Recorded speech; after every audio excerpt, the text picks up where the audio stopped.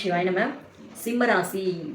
சிம்மராசி ஒரு சிம்மராசிக்குள்ள ஒரு அந்நியன் உள்ள புகுந்துட்டாரு அப்படின்னா சிம்மம் சொல்லக்கூடிய ஒரே டைலாக், என்னை எதிர்த்துட்டு நீ வாழ்ந்துட முடியுமா? பின் விளைவுகள் இதுக்கப்புறம் எப்படி இருக்குன்றத நீ பாரு, என்னை எதிர்த்த யாரையும் விட மாட்டேன் அப்படின்னு கொஞ்சம் கூட யோசிக்காம சொல்லக்கூடிய டைப் எல்லாம் சிம்மமா இருக்கும். கோவம் வந்துருச்சுன்னா ஒட்டு மொத்தமாக எல்லாத்தையும் டெமலிஷ் பண்ணுறோம். சிம்மத்தை மட்டும் கோவத்தை படுத்தவே கூடாது. நான் நிறைய சிம்ம ராசிக்காரங்களை பார்த்துட்டேன். கோவம் வந்துருச்சு டெமாலிஷ் பண்ணாமல் அவங்களுக்கு தூக்கம் வராது. ஸோ அதனால் அந்த ஸ்டேஜ்லாம் அவங்களை கொண்டு போகாமல் இருக்கிறது நல்லது. ஏன்னா அவங்க இது வந்து அவங்க சார்ந்தவங்களை மட்டும் இல்லை, அவங்களே அதை அடிக்க. ஒரு சிம்ம ராசிக்காரங்களை பொறுத்த வரைக்கும் கோவம் வந்துருச்சுன்னா அந்த கோவத்தால் தன்னைத்தானே அழிச்சிக்கக்கூடியவங்களும் அவங்க தான், அடுத்தவங்களுக்கு பாதிப்பு ஏற்படுத்துறதும் அவங்க தான். இதை வந்து சிம்ம ராசிக்காரர்கள் உணர வேண்டும்.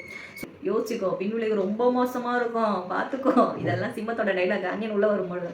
இதே சிம்மம் அவங்க ஒரு சிம்மத்துக்கிட்ட ஒருத்தவங்க போய் மன்னிப்புன்ற ஒரு வார்த்தையை சொல்லிட்டாங்க, சிம்மத்தோட கோவம்லாம் குறைஞ்சிச்சுன்னா சிம்மம் சொல்லக்கூடிய வார்த்தை, விடுங்க எதுக்குங்க அந்த இதெல்லாம் பேசுறீங்க, விடுங்க சரி விடுங்க மன்னிச்சிட்டேன் விடுங்க அப்படின்னு மன்னிப்பு தரக்கூடிய மைண்ட் செட்டும் சிம்மத்துக்கு உண்டு.